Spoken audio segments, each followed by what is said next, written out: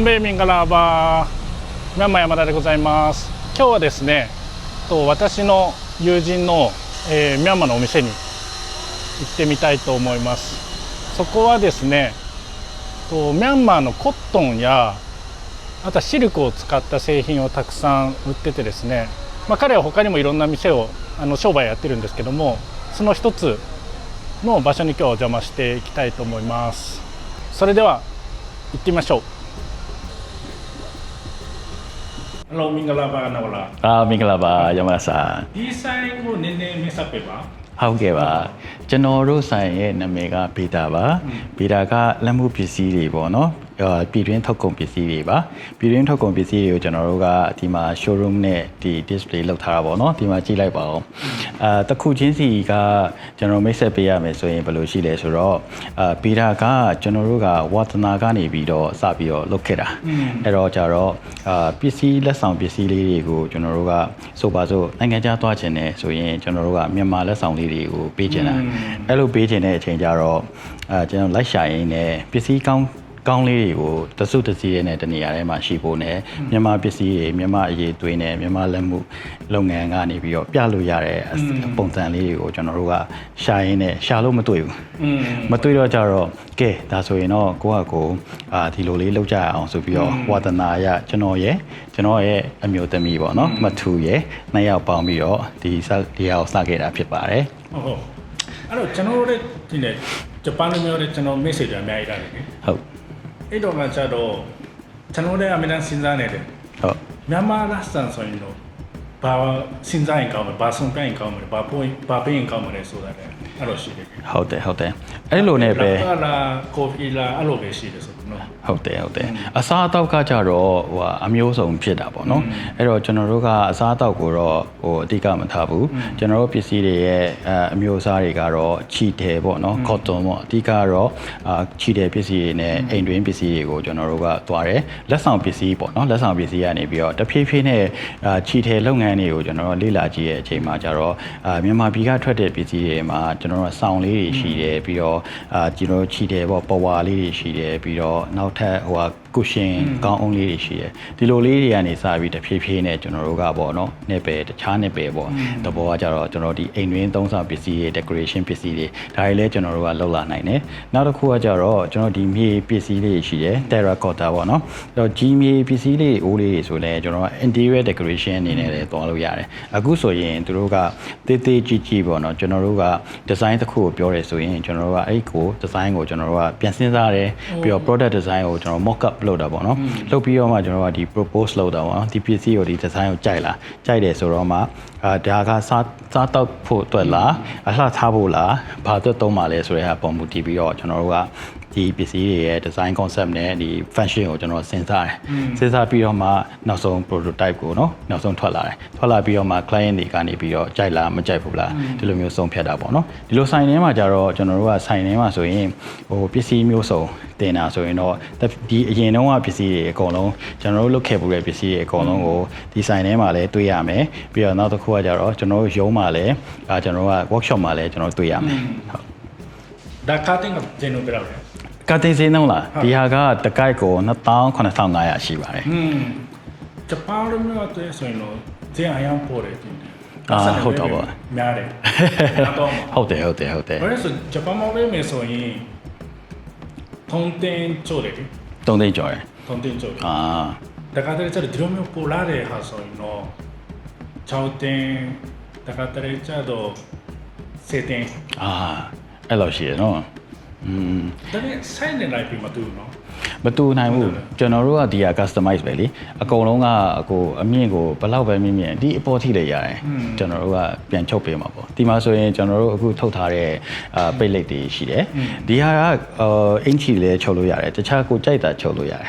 ဆိုတခါလေကြာရင်သူတို့ကဒီစပွဲခင်းလုပ်ချင်တယ်ဆိုလဲတပေါ်ကိစ္စမရှိဘူးလုံချီချုပ်ဝဲချင်တယ်ဆိုလဲရတယ် right so အဲ့တော့ကျွန်တော်တို့ကဒီပိတ်စတွေကိုကြတော့ဘာသက်ဆိုပြီးတော့မတော်ဘူးဒီ design ကိုပဲကျွန်တော်ကအဓိကထားပြီးတော့ဒီပုံစံလေးတွေကိုကျွန်တော်ကဖန်တီးရပါအဲ့ဒါဆိုနိုင်ငံခြားသားတွေမှာဟိုပဲနဲ့ မြန်မာမင်္ဂလာတွေလာမယ်တင်တယ်ပေါ့ ဒါတယ်အများကြီးရှိတယ်အများကြီးရှိတယ်ဟုတ်တယ် local ထဲမှာလည်းဟိုဟာ fashion စပြီးတော့ fashion house တွေသဘောကျတဲ့လူတွေ designer တွေကကျွန်တော်တို့စီကနေပြီးတော့ဒါဝယ်လို့ရတယ်ဟုတ် နော်ဒီလိုမျိုးဆန်တဲ့နော်ဘယ်လိုဒီ cushion တွေလားcushion တွေကတော့အစားရှိတယ်9000နဲ့6000ခွဲလောက်ပေါ့နော်အဲ့လောက် price ရှိတယ်ဟုတ်ဒီ piece တွေကပါတယ်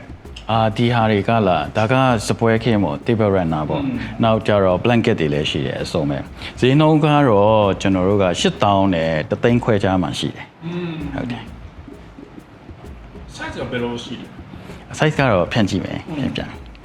ဒီစားဆိုရင်ကျွန်တော်အရက်ဆိုရင်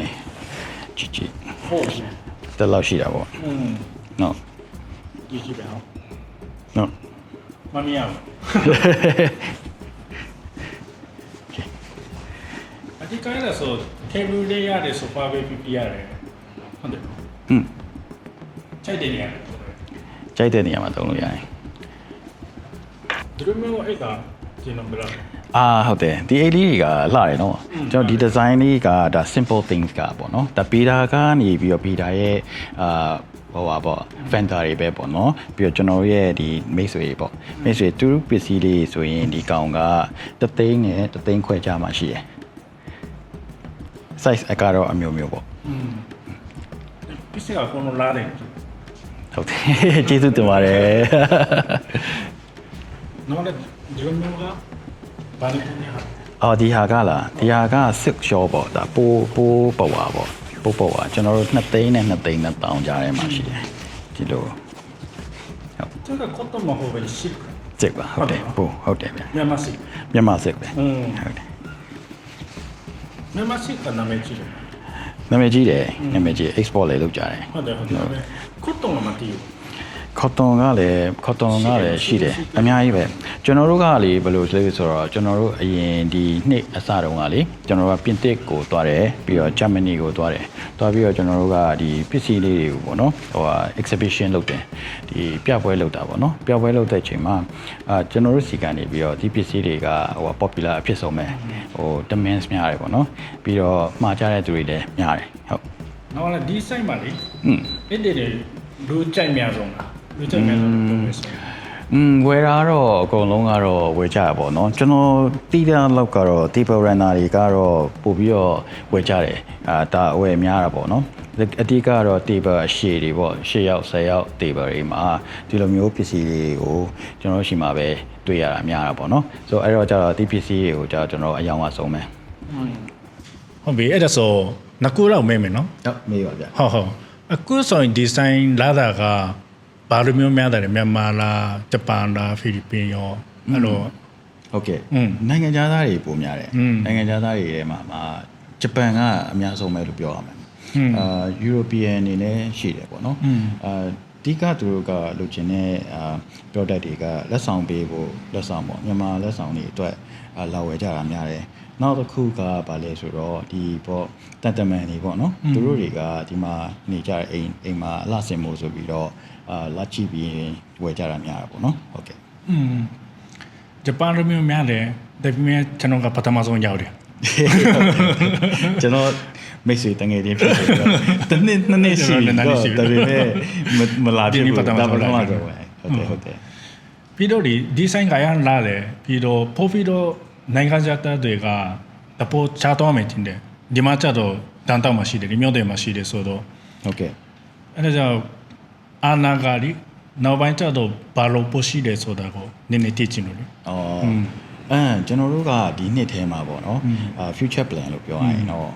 လက်ရှိကကျွန်တော်တို့ကဒီ company မှာကျွန်တော်တို့ရဲ့ဒီပေါ့ပစ္စည်းတွေကိုတိုးချဲ့ဖို့เนาะ production ကိုပေါ့နော် production ကိုတိုးချဲ့ဖို့ဆိုတဲ့အတွက်ကျွန်တော်တို့ကဒီ expansion အတွက်စဉ်းစားနေတာအဲ့ဒီရှိတယ်ပြီးတော့ factory ကရှိလာပြီဆိုရင်ကျွန်တော်တို့ကအဲ့ factory ကနေပြီးတော့ certification လုပ်ရမှာပေါ့နော်ဒီဟာကိုတော့ကျွန်တော်ဒီနှစ်ထဲမှာလုပ်နေပါတယ်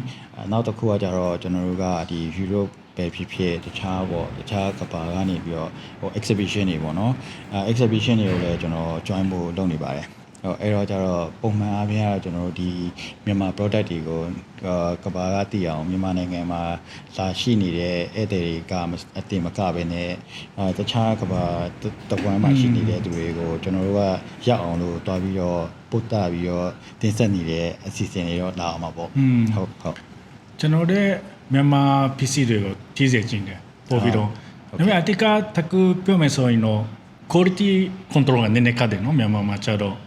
ဟုတ်တယ် challenge ဖြစ်တယ်နော်ဟုတ်တယ်အဲ့ကြောင့်မလို့အဲ့ဒါကိုမလဲခွန်နာဝလာကစူးစမ်းရမှာတူတယ်နော် certification လိုမျိုးပေးပြီးတော့ဟုတ်တယ်တကူလိုမယ်ဆိုရင်နောက်တစ်ခါလိုက်ရင်တော့မတူဘူးဆိုရင်တော့မရဘူး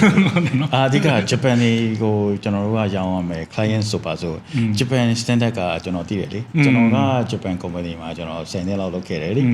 so အဲ့တော့ we know the standards how high it is right so အဲ့တော့ကျွန်တော်တို့က we will do it accordingly ပေါ့ဟုတ်ကဲ့ဒါပေမဲ့အခုတွေ့တဲ့ဟာကအကုန်လုံး quality ကတူတူပဲတင်တယ်နော် PC တွေကဟုတ်တယ်နော်ဟုတ်တယ် quality ကို high quality နဲ့အကုန်လုံးဟုတ်တယ်တူတူပါပဲQC လောက်ရတာပေါ့နော်ဟုတ်တယ် QC ပေါ့အဓိကကတော့ကျွန်တော်တို့ရဲ့ product တွေကိုဒီကျွန်တော်တို့ဖြစ်ကျင်တဲ့မြင်ကျင်တဲ့အမြင်တစ်ခုတည်းမဟုတ်ဘဲနဲ့ဒီပစ္စည်းတွေကတကယ်သုံးသပ်ရမယ်သုံးတဲ့အချိန်မှာလည်းကျွန်တော်တို့ကclient တွေပေါ့เนาะကျွန်တော်တို့ရဲ့ customer တွေကိုပေးပစ္စည်းတွေကရေလျှော်လို့ရတယ်ပေးပစ္စည်းတွေကတော့ဘယ်လိုလျှော်မှရတယ်ဟိုဘယ်လိုမိဘူးတိုက်ရတယ်ဆိုတဲ့ဟာမျိုးဘယ်လိုထိမ့်သိမ်းရတယ်ဆိုတာမျိုးတော့အမြဲတမ်းတော့ပြောပြတယ်ပြီးတော့ကျွန်တော်တို့ဒီပစ္စည်းတွေရဲ့ quality ကိုတော့မလျော့လာအောင်ပေါ့เนาะအမြဲတမ်းထိမ့်သိမ်းထားဖို့ဆိုတဲ့ဟာကတော့ကျွန်တော်တို့ကနေညထိအဲ့လိုမျိုးတွားနေတဲ့ဟိုပါပေါ့ process တခုလုပ်ရပါတယ်ဟုတ်တယ်အဲ့ဒါအခုဒီဗီဒီယိုကြည့်တဲ့လူကရန်ကုန်လိုက်ဒီဇိုင်းလာမယ်တင်တယ်လာရင်တော့ကျွန်တော်လည်းရှိမယ်ကျွန်တော်ဟိုဟာလည်းရှိမှာပေါ့တကယ်ရှိတာတော့လာမရှိဘူးကျွန်တော်မရှိရင်ကျွန်တော်ဖုန်းဆက်လာခဲ့ပါမယ်Okay じゃあ今日はですね多くの友人のナワラの店に来てミャンマーで大体多くの人が土産物を探していることが多いと思うんですけどもし困ったらこのお店にぜひ来てください住所だったりとか細かいことは概要欄の方に載せておきますのでぜひそちらチェックいただいてこのお店でミャンマーのお土産をぜひ手に入れてください本日は以上です。タタ